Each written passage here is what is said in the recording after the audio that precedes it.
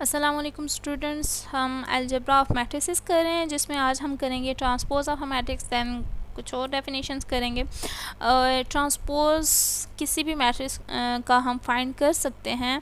आपके पास आर्डर भी चेंज होता है, एंट्रीज भी चेंज होती हैं। ट्रांसपोज हम किसी भी मैट्रिक्स का डिनोट किस तरह है, ए के ऊपर छोटा सा टी डाल दें, स्मॉल टी डालें या कैपिटल टी डालें, कोई फ़र्क नहीं पड़ता। और नोटेशन इसकी ये है। और फाइंड कैसे करेंगे, अगर आपके पास मैट्रिक्स का साइज़ m/n है तो उसकी ट्रांसपोज का साइज़ n/m हो जाता है। जैसे यहाँ पे लिखा हुआ है, अगर मैट्रिक्स ऑफ आर्डर m/n है तो उसके ट्रांसपोज का जो आर्डर होगा वो n/m हो जाएगा। तो कैसे करते हैं, आपके पास कोई भी मैट्रिक्स हो उसके कॉलम्स को रोज़ में चेंज कर लें या रोज़ को कॉलम्स में चेंज कर लें, एक ही बात है। जैसे यहाँ पे फर्स्ट रो लें, इसको ट्रांसपोज जब आप इसका फाइंड करें तो उसको एज ए फर्स्ट कॉलम लिखें और इसकी सेकंड रो को एज ए सेकंड कॉलम लिखें, तो बस इसका ट्रांसपोज आ गया है। बस इसमें एक ही चीज़ याद रखने की, इसकी नोटेशन और इसका आर्डर चेंज हो जाता है और फाइंड भी करना यकीनन आना चाहिए आपको। और देन आपके पास है स्क्वायर मैट्रिसेस। आपके पास स्क्वायर मैट्रिसेस कैसी होती हैं जिसमें नंबर ऑफ़ रोज़ और नंबर ऑफ़ कॉलम सेम होता है। इसको हम सिंपली कह देते हैं square matrix of order n। Square matrix of order m भी कहते हैं, ज़्यादा हम n/n यूज़ करते हैं। तो बजाय n/n मैट्रिक्स लिखने के इसका आर्डर हम क्या देते हैं, is a square matrix of order n। Simply हम फॉर एग्जांपल अगर 3/3 मैट्रिक्स है तो हम क्या देते हैं, स्क्वायर मैट्रिक्स ऑफ आर्डर 3। और जैसे यहाँ पे ये स्क्वायर मैट्रिसेस हैं, जैसे a का आर्डर क्या है 3/3, तो हम इसे कह देते हैं simply a is square matrix of order 3। Similarly यहाँ पे भी b is a square matrix of order 3 है। यहाँ पे सम ऑफ मैट्रिसेस हुआ है, दोनों के आर्डर सेम है, दैट्स वाई हम इनको ऐड कर सकते हैं, मैट्रिक्स एडिशन पॉसिबल है। सिमिलरली स्केलर मल्टीप्लिकेशन तो सारी मैट्रिसेस किसी भी आर्डर के साथ पॉसिबल है। दैन ट्रांसपोज भी लिया हुआ है, a ट्रांसपोज लिया हुआ है, रोज़ को कॉलम्स में या कॉलम्स को रोज़ में चेंज करें, आपकी मर्ज़ी है। और फिर मल्टीप्लिकेशन भी हुई है, ए बी और बी ए। अच्छा, एक बात याद रखिएगा, स्क्वायर मैट्रिसेस जब आपके पास होंगी सेम आर्डर की तो फिर आपको वो देखने की ज़रूरत नहीं है। सेम आर्डर की जब मैट्रिसेस होंगी तो डायरेक्ट आप उनकी मल्टीप्लिकेशन करें। अच्छा, स्क्वायर मैट्रिसेस भले हों लेकिन A B is not equal to B A होता है। आइडियल केसेस में हो सकता है मे बी कोई ऐसी मैट्रिक्स हो बाई चांस इत्तफाकिया कि उनमें हो सकता है, लेकिन भले सेम आर्डर की हों, स्क्वायर मैट्रिसेस हों, उनकी मल्टीप्लिकेशन में भी रिजल्टिंग मैट्रिसेस इक्वल नहीं होती। दैन आपके पास आ जाता है diagonal and trace. Diagonal matrix सबसे पहले तो आपको ये पता होना चाहिए कि डायगोनल होता क्या है। अच्छा, डायगोनल मैट्रिक्स या डायगोनल मैट्रिक्स का जो डायगोनल है, जिसे हम मेन डायगोनल भी कहते हैं, हमेशा स्क्वायर मैट्रिसेस का एग्जिस्ट करता है।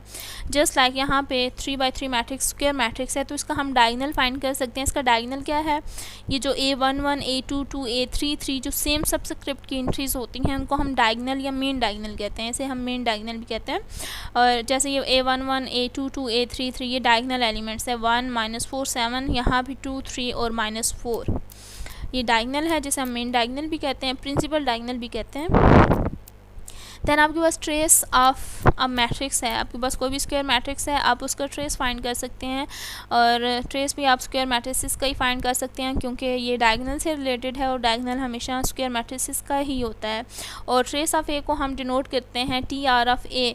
इसको मोस्टली स्टूडेंट्स यहाँ पे गलती कर जाते हैं, यहाँ पे ये ट्रांसपोज ऑफ ए नहीं है, ये ट्रेस ऑफ ए है which is sum of diagonal entries है।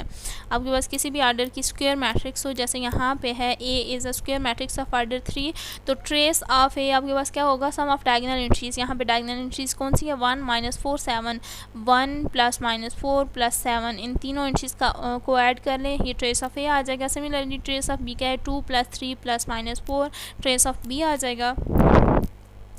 और देन यहाँ पे आइडेंटिटी एंड स्केलर मैट्रिसेस हैं। न्यू डेफिनेशंस हैं।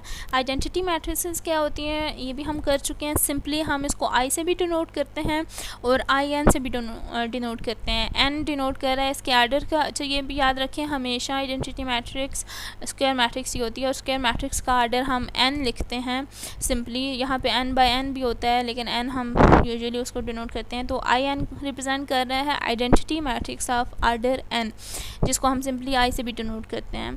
तो ये किस तरह की मैट्रिक्स होती है जिसे हम यूनिट मैट्रिक्स भी कहते हैं और आइडेंटिटी मैट्रिक्स भी कहते हैं। ये किस तरह की मैट्रिक्स होती है जब आपके पास डायगोनल एंट्रीज़ पे 1 होना चाहिए डायगोनल एंट्रीज़ पे। ये जैसे I3 है, अब आइडेंटिटी मैट्रिक्स ऑफ आर्डर 3 है, इसको हम I3 से भी डिनोट करते हैं।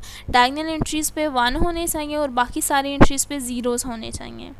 आप ये इतनी मुश्किल वाली डेफिनेशन नहीं भी याद रखना चाहते तो आपको ये प्रैक्टिकली आना चाहिए कि डायगोनल एंट्रीज़ आपके पास स्क्वायर मैट्रिक्स होगी, डायगोनल एंट्रीज़ पे या मेन डायगोनल पे आपके पास 1s होंगी और बाकी सारी एंट्रीज 0 होंगी।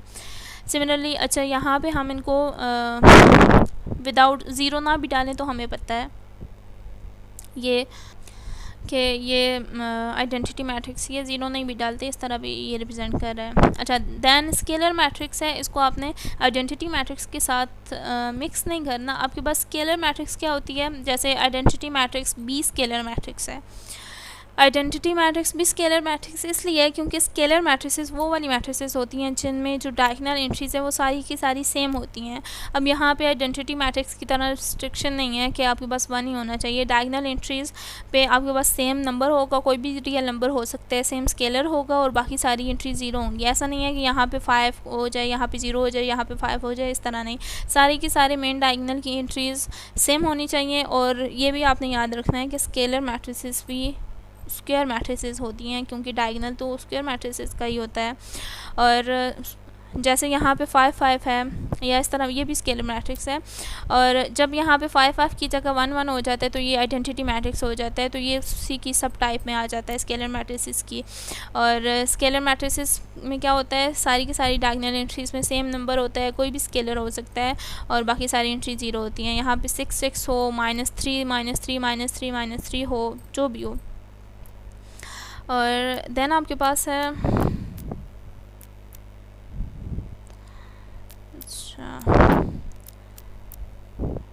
लेट मी चेक जी। तो मोस्ट इम्पॉर्टेंट आपके पास नॉन सिंगुलर मैट्रिसेस कैसी होती हैं, और ये तो मल्टीप्लिकेशन से है लेकिन आपको मैंने क्या बताया हुआ है इन्वर्टिबल मैट्रिसेस। अच्छा इन्वर्टिबल क्या होता है, जिनका इन्वर्स हम फाइंड कर सकते हैं या इसको हम नॉन सिंगुलर मैट्रिसेस भी कहते हैं।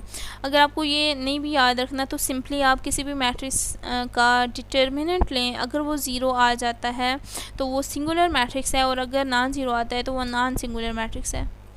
इन्वर्स आप जब भी 2 by 2 मैट्रिसेस का फाइंड करते हैं तो वो उसका सिंपली फार्मूला यहाँ पे नोट डाउन होगा भी, which is 1 over determinant of A into adjoint of A. 2 by 2 matrices का एडजॉइंट फाइंड करना तो आपको आता है, ये सिंपल है, हमने हायर ऑर्डर का भी फाइंड करना सीखा है। 2 by 2 का क्या होता है, जो मेन डायगोनल एंट्रीज़ होती हैं, डायगोनल पे जो एंट्रीज़ होती हैं उनकी पोजीशन चेंज किया जाता है और जो ये मिरर एलिमेंट्स होते हैं डायगोनल के अलावा इनके हम साइन चेंज करते हैं। और डिटर्मिनेंट तो 2 by 2 का आपको फाइंड करना आता है, डायरेक्ट इस फार्मूले में पुट करें और आपके पास inverse of given matrix find हो जाएगा। अच्छा एक बात याद रखनी है, आप हमेशा स्क्वायर और नॉन सिंगुलर मैट्रिसेस का ही इन्वर्स फाइंड कर सकते हैं। तो ये उसकी डेफिनेशन में भी आता है कि आपके पास नॉन सिंगुलर मैट्रिक्स होनी चाहिए, मतलब जिसका डिटर्मिनेंट नॉन ज़ीरो हो, कोई ज़ीरो ना हो, क्योंकि यहाँ पे जब इन्वर्स फाइंड करते हैं तो 1 over 0 हो जाएगा अगर डिटर्मिनेंट 0 होगा। तो जैसे यहाँ पे ये जो मैट्रिक्स ए है इसका डिटर्मिनेंट -2 आया विच इज़ नॉट 0, तो ये इन्वर्टिबल मैट्रिक्स है, मतलब ये नॉन सिंगुलर मैट्रिक्स है। अगर ये सिंगुलर होती तो मतलब इसका 0 डिटर्मिनेंट अगर आ जाता, यहाँ पे हम 0 पुट करते तो 1 over 0 इज़ इन्फिनिटी, तो इन्फिनिटी तो आपके पास नहीं आना चाहिए। तो इसलिए हम कहते हैं कि आपके पास मैट्रिक्स इन्वर्टिबल होनी चाहिए, मतलब नॉन सिंगुलर होनी चाहिए, उसका डिटर्मिनेंट नॉन 0 होना चाहिए। और देन आपके पास जो मैट्रिक्स बी है इसका डिटर्मिनेंट 0 है, तो इस मैट्रिक्स का कोई इन्वर्स ही नहीं है। तो ऐसा भी क्वेश्चन आ सकता है कि चेक करें ये मैट्रिक्स इन्वर्टिबल है कि नहीं। अगर उसका डिटर्मिनेंट 0 आ जाता है तो इसका मतलब है वो इन्वर्टिबल नहीं है, उसका कोई इन्वर्स एग्जिस्ट नहीं करता। अगर उसका डिटर्मिनेंट नॉन ज़ीरो है तो उसका इन्वर्स आप फाइंड कर सकते हैं। ये तो था inverse of 2/2 matrix. Square matrices का इन्वर्स फाइंड कर सकते हैं। 3/3 का भी मैंने आपको बताया कैसे फाइंड करते हैं। हायर आर्डर का चाहे 4/4 हो, आपको डिटर्मिनेंट फाइंड करना मैं सिखा चुकी हूँ। बस डिटर्मिनेंट और एडजॉइंट भी फाइंड करना आपको आता है, वो बहुत लेंथी काम हो जाता है, इसलिए हम 3 से हायर जाते ही नहीं हैं। 3 वाला काम भी बहुत हायर है, क्योंकि एडजॉइंट जब वो फाइंड करते हैं तो वो और मेथड से होते हैं, इस मेथड से नहीं होता। तो आज हमने क्या किया है, ट्रांसपोज किया है। डायगनल और ट्रेस हमने फाइंड करना सीखा है। डायगनल एंट्रीज क्या होती हैं, then inverse, non singular, singular matrices inverse कैसे फाइंड करते हैं, और एडजॉइंट कैसे फाइंड करते हैं, ट्रांसपोज कैसे फाइंड करते हैं। तो इंशाल्लाह कुछ नेक्स्ट हम करेंगे स्पेशल टाइप्स ऑफ मैट्रिसेस, तो इनकी प्रैक्टिस करिएगा। अल्लाह हाफिज़।